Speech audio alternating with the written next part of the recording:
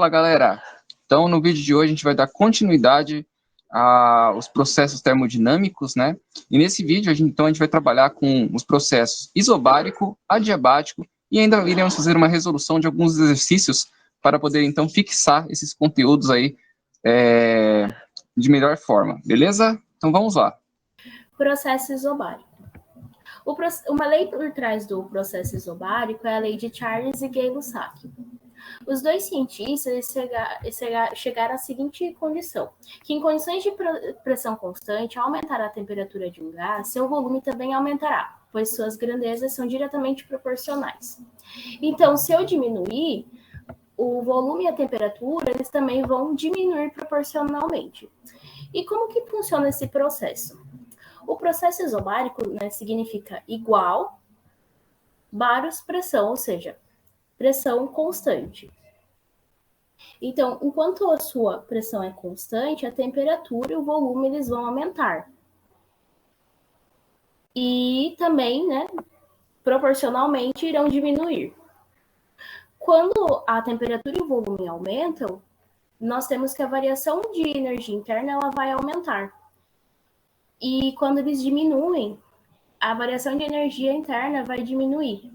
Então, quando eu vou aumentar o meu volume e minha temperatura, eu digo que eu tenho uma expansão isobárica. E quando eu diminuo a temperatura e o volume, eu tenho uma compressão isobárica. Um exemplo do dia a dia, né, do processo isobárico é o balão de ar quente. Por quê? Porque quando, né, eu ligo aqui o fogo, né, do balão, né, ele vai se expandir, né, ele vai aumentar, fazendo com que ele voe. E por que isso acontece? Olhando aqui, né, esse pequeno experimento, né, quando eu tenho a água, né, ou gelo, ou água fria, o meu balãozinho, ele vai estar aqui todo murchinho. E quando eu tenho água quente, o meu balão, ele vai começar a inflar. E por que isso acontece? Que quando a minha temperatura aumenta, o meu volume também aumenta. Então, pessoal, abrindo aqui a nossa simulação para vermos como funciona, né, o processo isobárico, eu vou aumentar, então, o meu volume aqui da minha caixa. Então, aumentando o meu volume, eu vou ter que a minha temperatura, ela também vai aumentar, caracterizando uma expansão isobárica. E quando eu diminuo a minha caixa, então eu diminuo o meu volume, a minha temperatura também vai diminuir. E se eu for até o limite onde a minha caixinha vai, se eu empurrar, deixar a minha caixinha bem grande, eu vou ter que a minha pressão ela não vai ser mais constante. Variando agora a nossa temperatura, quando a gente aumenta a nossa temperatura lá no balde lá embaixo, eu tenho que o meu volume ele vai aumentar e a minha pressão vai continuar constante. E quando eu diminuo a minha temperatura lá no baldinho, o meu volume ele vai diminuir. Processo adiabático. Bom, pessoal, o processo adiabático, ele é um processo que ele não ocorre, né, trocas de calor. Geralmente ele é um processo assim muito rápido. A expansão e a compressão adiabática acontecem de maneira muito rápida, fazendo com que não tenha trocas de calor. Assim, eu tenho que o calor ele é igual a zero.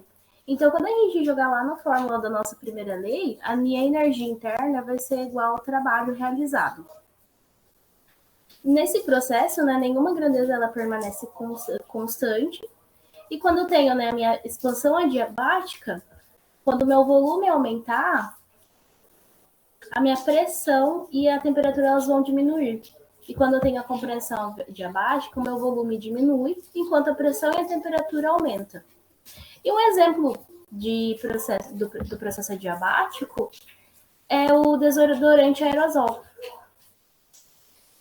O desodorante aerosol, quando a gente espirra, né, dá aquela sensação, né, que a temperatura está baixa, né, de gelado. Então, às vezes, a gente até espirra um pouco mais longe. Então, aqui a gente tem, né, um exemplo de expansão adiabática, que é o desodorante aerosol. Bom, agora que nós vimos tanto a primeira lei da termodinâmica quanto os processos térmicos, vamos resolver alguns exercícios bem simples para a gente conseguir fixar melhor na mente o que foi visto durante esse vídeo. O primeiro exercício ele fala o seguinte: em um laboratório de física são realizados experimentos com um gás que, para fins de análise termodinâmicas, pode ser considerado um gás ideal. Da análise de um dos experimentos, em que o gás foi submetido a um processo termodinâmico, concluiu-se que todo o calor fornecido ao gás foi convertido em trabalho. E aí vem a pergunta, né? Assinale a alternativa que represente corretamente o processo termodinâmico realizado no experimento. E aí a gente tem aqui vários processos térmicos que a gente viu aí durante o vídeo, né? Então, assim, para aqueles que escutaram bem aí o vídeo, né, entenderam bem o que a gente está falando, só o enunciado foi o suficiente para ele saber responder essa pergunta. Mas vamos lá fazer a análise dessa questão para a gente encontrar a resposta certa.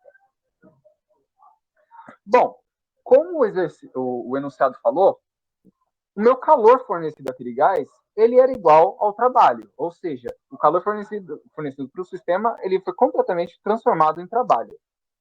Com isso, a gente considera, então, que a minha variação da minha energia interna é igual a zero, utilizando a nossa expressão da primeira lei da termodinâmica. Se a minha variação da energia interna do nosso sistema é igual a zero, e ela está relacionada, né, com a temperatura, a gente pode concluir algumas coisas. Olha só, a nossa variação da energia interna, ela pode ser calculada por meio dessa fórmula, que é 3 sobre 2 vezes nosso número de mols, né, vezes a minha constante dos gases e vezes a minha variação de temperatura. E prestem atenção, variação de temperatura. Ou seja, não é a temperatura, mas sim a sua variação. E se a nossa energia interna ela é igual a zero, isso significa que a variação de temperatura também tem que ser igual a zero, já que o nosso número de mols é constante, assim como o nossa constante dos gases, né? Constante dos gases ideais. Ou seja, a nossa variação da energia nossa temperatura ela é igual a zero. Se a variação da nossa temperatura é igual a zero, isso significa que nossa temperatura é constante, já que a subtração entre as temperaturas tem que dar zero.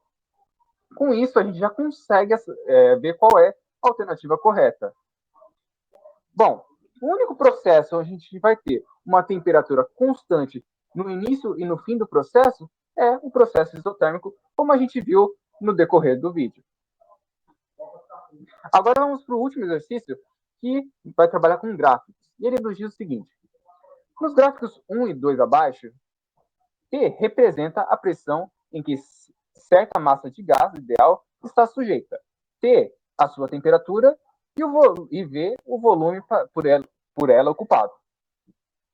Escolha a alternativa que identifica de forma correta as transformações sofridas por esse gás, representadas respectivamente em 1 e 2. Então, gente, o que a gente vai ter que fazer aqui? A gente vai ter que fazer uma análise desses dois gráficos aqui e ver quais processos estão sendo representados neles. E aí, só dando uma olhada nas alternativas, a gente percebe que estão sendo ditos aqui 3 processos, né? Elas falam do processo isobárico, o processo isocórico, ou, né, isovolumétrico, né, é um outro nome dela, e a isotérmica, que vimos no exercício anterior. Então, vamos para a análise dos gráficos. O primeiro gráfico, ele é um gráfico de pressão, né, em relação à temperatura. O que a gente pode observar com ele? A gente observa que quanto a gente aumenta a nossa temperatura, a gente aumenta ao mesmo tempo a nossa pressão, ou seja, ambos variam. Logo, o único processo que é representado por meio dessa variação, né, por meio desse gráfico, é o processo isocórico, né, isovolumétrico. Já o processo 2, né, o gráfico ele é um gráfico de volume em relação à temperatura. E assim como no anterior, enquanto você aumenta a sua temperatura, você aumenta o seu volume. Qual processo a gente consegue nos demonstra isso? É o processo isobárico. A gente percebe que se o meu volume está aumentando, a temperatura aumenta, ou seja, ambos variam. Alguém tem que ser constante. E nesse caso, é a nossa pressão. E o processo que vai ter esse tipo de fenômeno, esse tipo de comportamento, é o processo isobárico, considerando aqueles que estão, né, descritos nas alternativas. Ou seja, a alternativa correta é a alternativa D. Então, gente, esse foi o nosso vídeo em relação à primeira lei da termodinâmica e os processos térmicos. Agradeço muito pela atenção e até a próxima.